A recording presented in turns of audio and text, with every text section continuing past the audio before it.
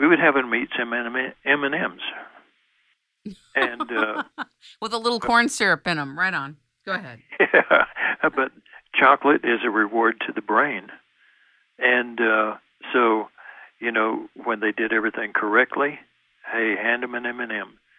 And it reinforces the behavior, and it was a great training tool. In my book, I was putting, I had put a whole page or two about the military use of M&Ms, and of course, they cut out 150 pages out of my book before they published it, and almost all of that was about the military use, the military practice, and military protocols and everything else. And that part got cut out. But simple things like giving a person an M&M as a reward for doing things correctly, it really works. Wow. M&M's has a whole new place. If they got out the corn syrup, we may start using it more. That's right. I have 3 more questions, and I really appreciate your time. I know we're coming to the end of this first interview together, and I so appreciate you being with us. One is, have you ever looked into the future and asked the question, are we going to be chipped as human population? Chipped? Microchipped. Oh, microchipped. No, I haven't. I've never been tasked to do that, and I haven't done it myself. But I think there's probably going to be a time when that becomes a real fashionable thing to do. I don't really see it as something that's going to be forced. This is all logic. This is not remote viewing. Right. I think it's going to become fashionable for a while and then probably die away.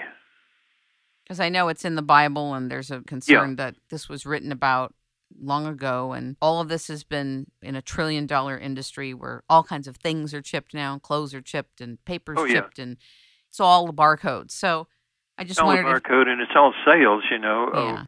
You got to chip your child because that's the way you love your child and protect your child and all that. It's spin doctors. Yeah.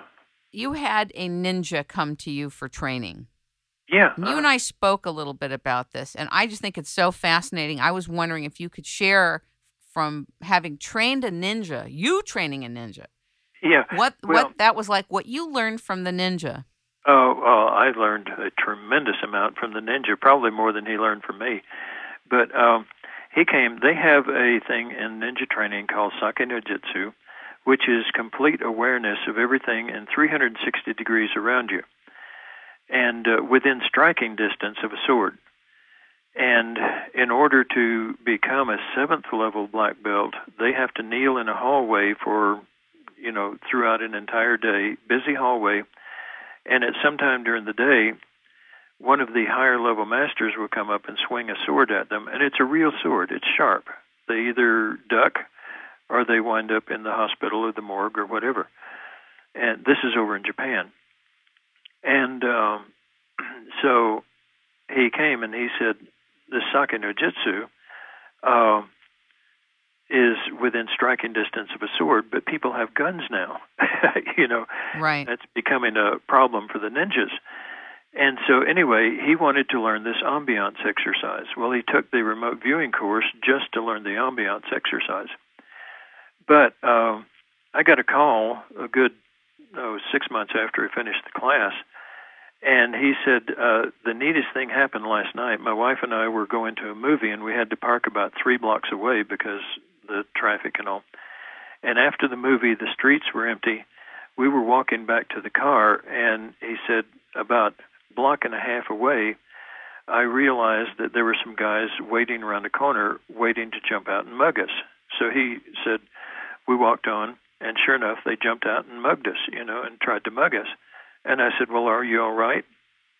He said, I'm an 8th level ninja. He said, of course I'm all right. They're in the hospital. But he said, you don't understand why I'm calling. I knew it a block and a half away. Wow. And, he was just bowled over that the ambiance exercise had let him extend this Sake no Jutsu, which has been the practice for centuries and centuries and has not been really improved on, to where he could, extend that out to even a block and a half away. Amazing. Why do you think it is today there are still ninjas? Well, obviously, there's probably a need for them, but obviously it's also a martial art, and there are people interested in martial arts. You think they could ever train people here in this country? Oh, yeah, there are a lot of ninjas here. Really? In fact, this guy is from the U.S. He did all of his training and everything else in Japan, but then he moved to the U.S. He's here, yeah. Wow. Boy, would I love to interview him. Yeah, I doubt you'll get the chance. That'd be fabulous. We'd have to call him a fake name. Yeah, and, if you interview him, don't do it in person. You may not live through it. Aren't they trained to be peaceful until they need not to be? Extremely. Yeah. So I wouldn't worry. No. No, I was walking down a hallway right behind him one time, and I thought, I wonder if I could reach out and tap him on the back before he knew it. And without even turning around or breaking his stride or anything, he looked over his shoulder and said, "Don't even think about it," and just kept on walking. Oh, my God. That's the real deal. Oh, it really is, yeah. And lastly, let's talk about investments. People are going to want to take your class for all kinds of things, to be able to access data and information, to tap into the future, to deal with things that have happened in the past, to locate things. They're also going to take it to become better investors. Oh, yeah. And to be able to be more prosperous and more effective at making money. Yeah, absolutely. And, as we have gotten the word out that this is not just another psychic setup, that this is actually a science that anyone can do, we have had probably the most striking results from realtors who used to show 10 houses and hope to sell one, and now they show 3 houses and make a sale on a regular basis. They're making good money at it, and it's turned their careers around.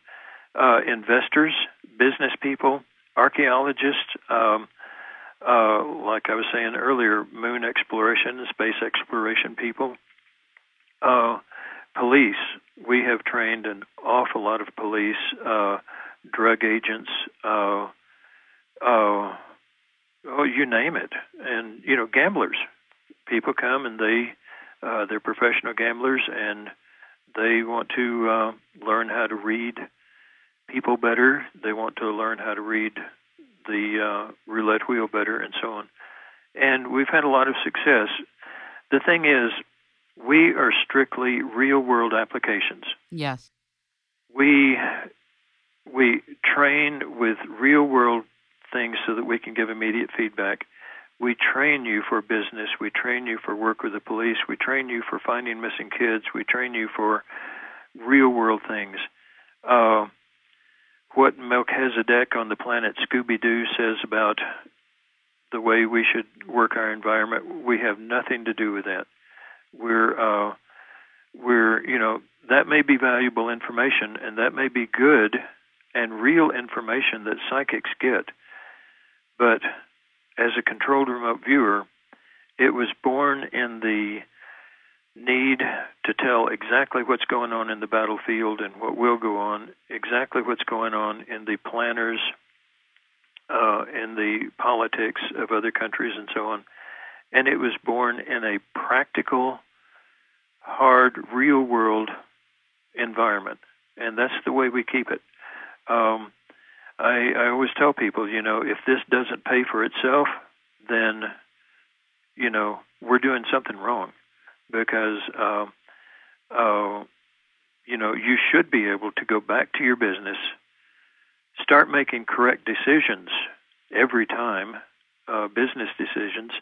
You should go back to your business and know which customers are going to be good customers, which aren't, what projects, what plans are good and will have a future and what won't. And so it's all hard, real-world applications, and that's what we teach. I love it. But you also, as the Executive Director of Problem Solutions and Innovations, also called PSI, you also can be tasked yourself, correct? Yeah, these days I don't have a lot of time, and so right now, in fact, this morning,